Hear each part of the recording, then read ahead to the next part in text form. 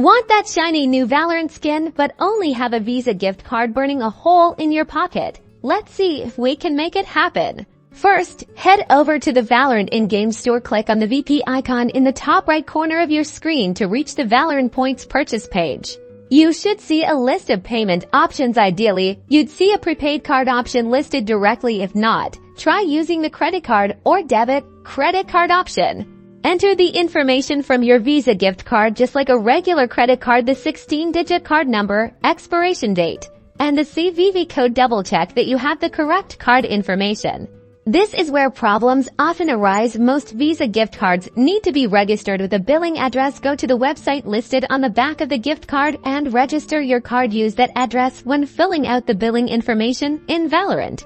After entering all the correct information and the billing address matches, hit submit. If all goes well, you should see a confirmation message that your VP has been added. Time to get that skin. If the transaction fails, double check the information, especially the billing address. Make sure there's enough money on the gift card to cover the VP amount plus any taxes or fees. If it still doesn't work, the card might not be accepted for online international transactions, or Valorant's payment system might not like prepaid cards.